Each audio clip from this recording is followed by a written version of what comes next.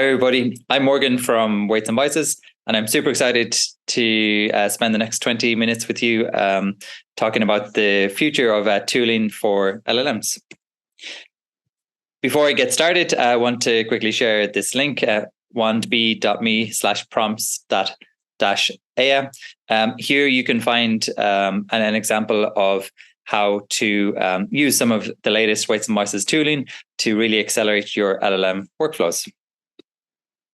So what are we going to cover today? First, we're going to cover a little bit around fine-tuning. With the explosion of large language models on the open source side, there's now a huge interest in taking these models and training them for your own internal uses.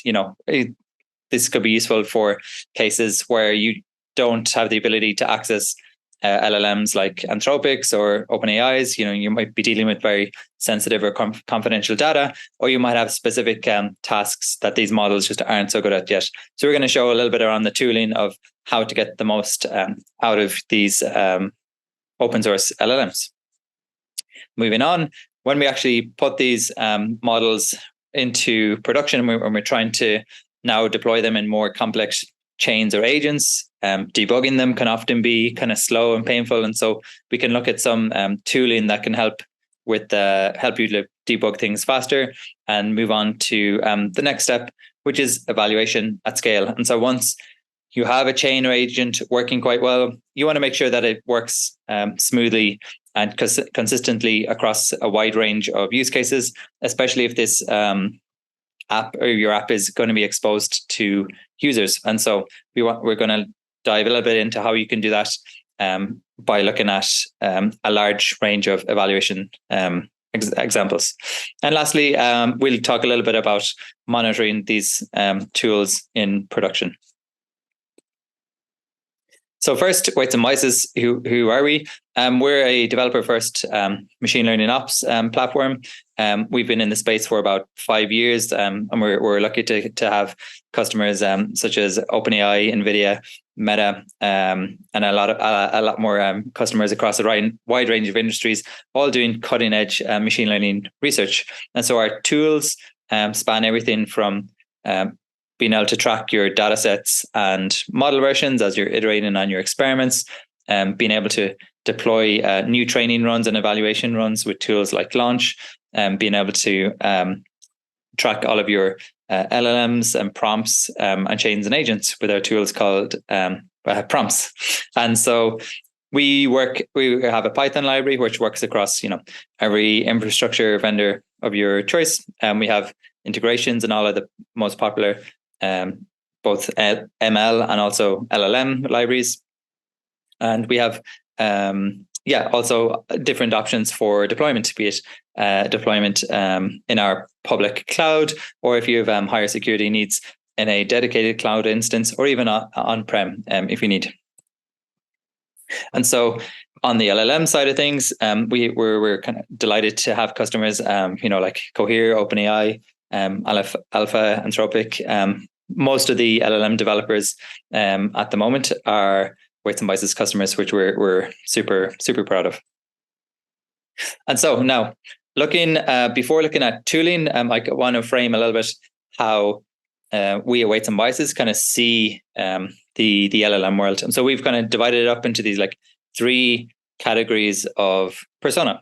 And so the first on the left are the model creators, and these are the foundation model people. These are the people who are fine-tuning, they're pre-training models from scratch. These are the OpenAIs, the Meta AIs, Google DeepMind, Anthropic, Cohere. These are the runs that are taking months and months and millions of dollars to train, and they have specific needs when it comes to tooling. Often one of their core needs is around monitoring their system metrics, so being able to spot when a GPU fails, so that they can pause a run and restart it from a local checkpoint, or again, if there's a loss spike and they need to stop the run and rewind things a few steps before training again. These are all things that people at this scale care about, because a training run gone bad can cost tens or even hundreds of thousands of dollars. The next group are the model fine-tuners. And so these are the folks who are taking the open sourced models that are built by the model creators, taking these foundation models, and then fine tuning them for a specific task or on a specific data set. So this, for example, could be training a model to give it more context around your own customers' data in a support chat context, so that your model is like more able to mimic the like tone and style of the of your support team, and as well as like other things around, maybe you want to fine tune a code model, and again there you can fine tune it on your code base, so it instills a little bit more knowledge of that code base, and then you can use it internally for your own internal development teams to ship code faster. And then the last group we see are the prompt engineers, and so this last group are the group I think that are the newest, that have like appeared, only really in force in the past 8 to 12 months. And so these are the folks, using primarily closed source APIs like OpenAI or Anthropic or Cohere, and who are doing instead a lot more work around the crafting the perfect prompt, to get the most out of the like latent knowledge in these models. We often see people here also doing a lot of things like retrieval augmented generation to pair their OpenAI model, for example, with their own internal like knowledge base, and again using this retrieval mechanism to give GPT the context it needs to answer the question. And so again, we're going to look at some of the tooling that can be useful for these folks here. So first, we're going to take a quick look at the model creators and fine-tuners and see what tools are useful for this person. Here, we're looking at a weights and biases workspace for a project that was actually run by Eleuther AI, a large open source research organization. And they actually trained a 20 billion parameter model on weights and biases almost 2 years ago. And so they were really ahead of the curve at this point in terms of training large foundation models. And here you can see, like I mentioned earlier, training these runs can often be a very like start-stop process. And you can see, so there were like multiple, runs that were stitched together that were due to having to stop their training due to, GPUs failing and having to find new compute and then restart training again. And so in terms of tooling, it's really important here to have the ability to being able to resume runs, especially across these like large training runs that take weeks or even either months. You need to be able to stitch together all of these like start-stop instances. You also need to be like I mentioned earlier, you also need to be able to track all of your system metrics. And so with weights and biases, you can get all of those metrics here. For example, here you can see the memory allocation for every one of their GPUs, and they were using a lot of GPUs. But for example, on the right here, you can see they're using about 82% of the memory allocated. And if we go down to this chart here in GPU utilization, you can see they're using, close to like 99% GPU utilization. So really strong use of their GPUs. And so with strong logging tooling like this, you're able to really get a feel of like how your model is training. What's also quite important when you're training is being able to see, being able to log every config, every parameter that you've set while you're training. And again, you can see the folks in Eleuther AI really logged a lot of information here so that they were like able to reproduce this run, from scratch if needed with the exact same settings and setup. That was for a quick example of like foundation model training. Fine tuning also, requires a lot of the same tooling, albeit with a slight twist. So here again, we have like the same charts in terms of like how our models are doing. We want to track our evaluation loss and we want to track our train loss. If we're using different learning rates, we want to be able to visualize those and see how they're going also.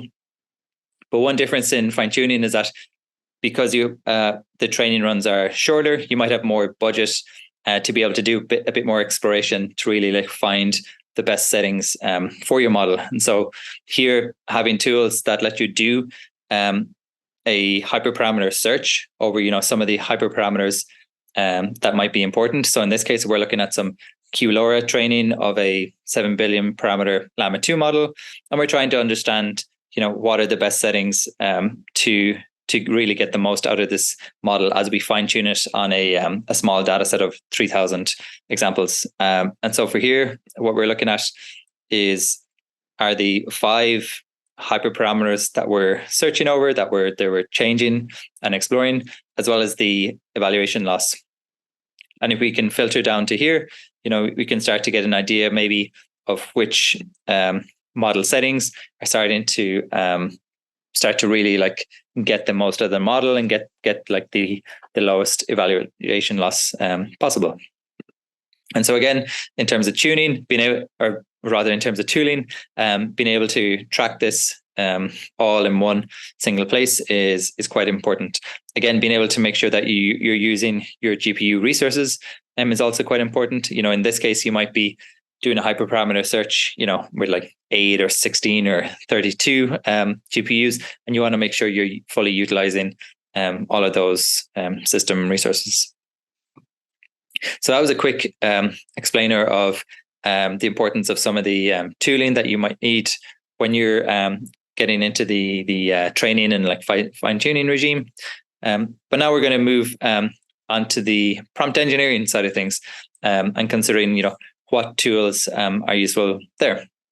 And so when you're doing a lot of prompt engineering and you're deploying these models in complex chains and agents, it can be often quite difficult to understand exactly where your model might be struggling, where it might be making mistakes, especially when you have like multiple calls to the model all chained together.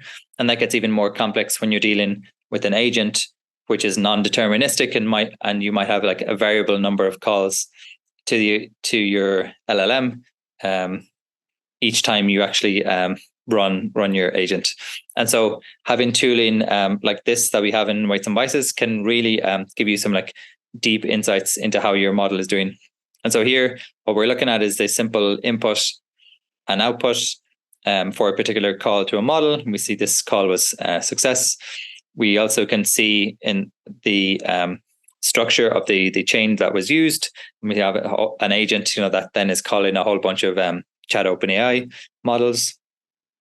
But really what we want to look at here is what did the flow of the agent look like? And so we can see there was this first call to the agent executor and made our first call to OpenAI. And so this, what's going on here, this is actually a maths agent. And so you can give it a maths question in natural language, and then it'll be able to give you an answer. And so with Weights and Biases prompts, we log all of the inputs and outputs for that agent. And so here, here's the prompt that was given, answer the following questions as best as you can. You have the following tools, which is a calculator. So the agent now has access to be able to call a calculator. And so by being able to like call that agent, it can then start to, or rather call that tool, it can start to really like work out how to calculate this. And so there's an example, or rather this one is an example of a successful call to an agent. But actually more critically, you want to understand where things are going wrong so that you can fix them and improve your system. And so this is an example where the agent hasn't been able to get to an answer, and actually through an error. And so again, we log the error over here. In this case, there's a invalid syntax error. And we also highlight the span in your trace here where the error actually occurred. And so if we click into that, you can actually see what were the inputs to this part of your trace. And in this case, you can see that the input was simply the square root of 5.4, which was supposed to be passed to the calculator. But this is a Python calculator, and it doesn't actually take the square root symbol. Instead, the input needs to be sqrt bracket 5.4, which is the Python syntax for square root. And so because it wasn't given this, that's where the error occurred. And so we can look back one step and see again that the output from our LLM, was to call the calculator and pass it this square root 5.4. And so here, what we might need to do is as part of our prompt to the LLM chain in the previous step, we might want to also tell it that if you're passing outputs to a calculator, please make sure they're using the valid Python syntax. Just by simple prompts like that, you're able to avoid these kind of errors. And so that's a quick example of showing how to be able to debug, more complex chains or agents, using some simple tooling from Weights and Biases. The last thing I want to show is evaluation at scale. So now you might have trained or fine-tuned your model. You might have your chain, up and running and debugged and consistently generating outputs. But now you want to evaluate at scale, under a wide range of circumstances, how good your system is doing. Is it being as helpful as you want? Is it being as concise as you want? Is it, you want to make sure that it's not outputting anything like undesirable or any kind of toxic speech to your users. And so here, you want to create a large range of test cases and then start to run some evaluation at scale. And so what we're looking at here is a table that have been logged with the user questions, answers from our QA bot, and then also a scores from another LLM, kind of scoring the answer that the first LLM gave. And so in this case, we're using all synthetic data. So we actually used a LLM to generate these questions based on the Weights and Biases documentation also. And so here, we've logged just a whole bunch of information. It's always a good idea to log as much as you can.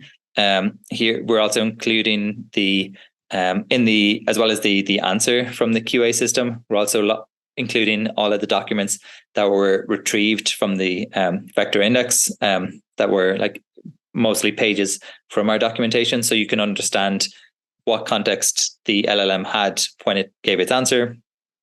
We're tracking things like the time to give an answer.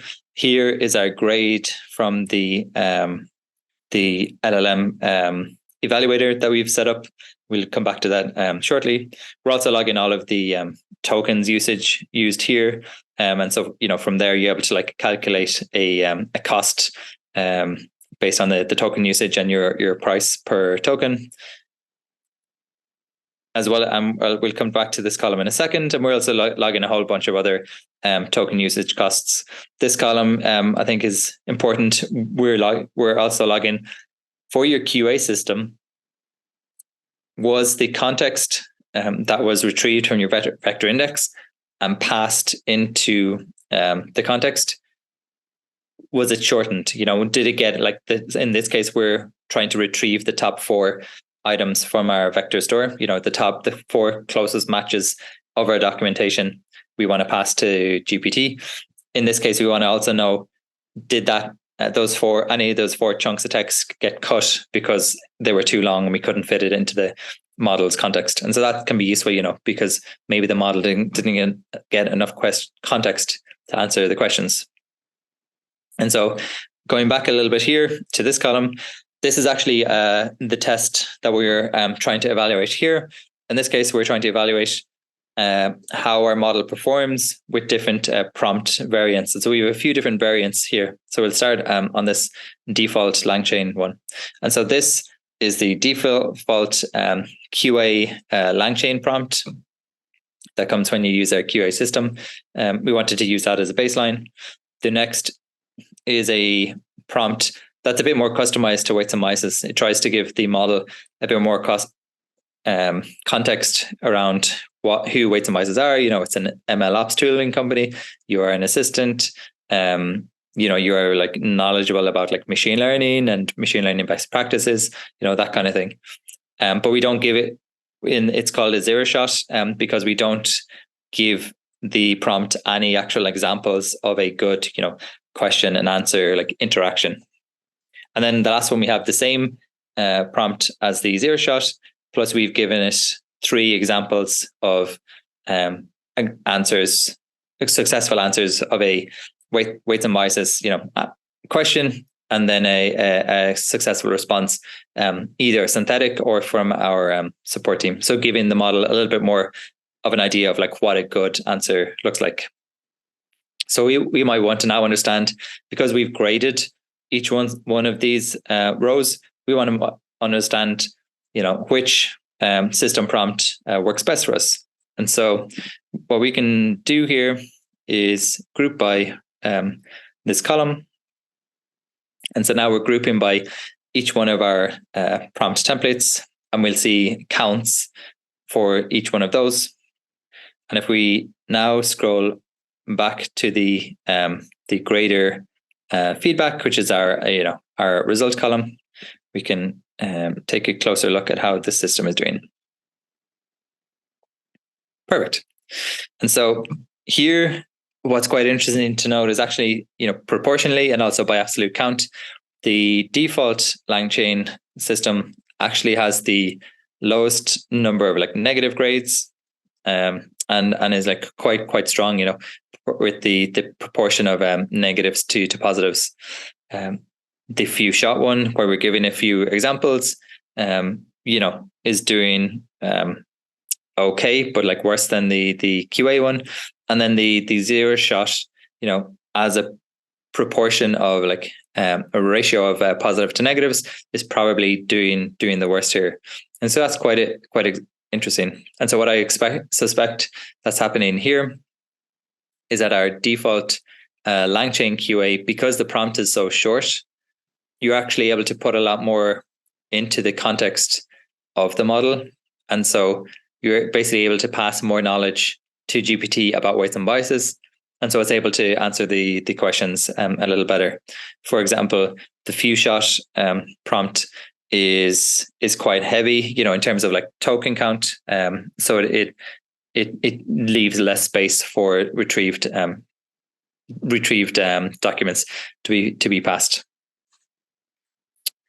Great. So that's a quick example of how you can do some evaluation at scale using weights and biases tables in this case.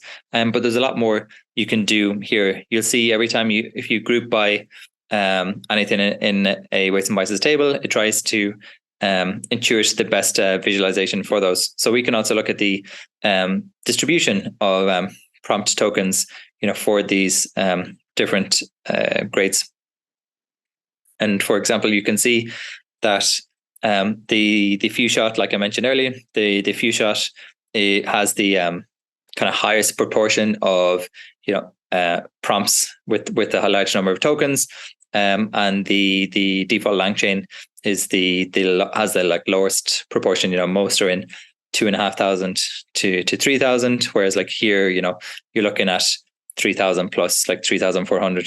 And so that's, again, kind of like another thing that might indicate that it might be better to go with the shorter prompt, and being able to, while passing more examples or more context from your vector store to your model instead.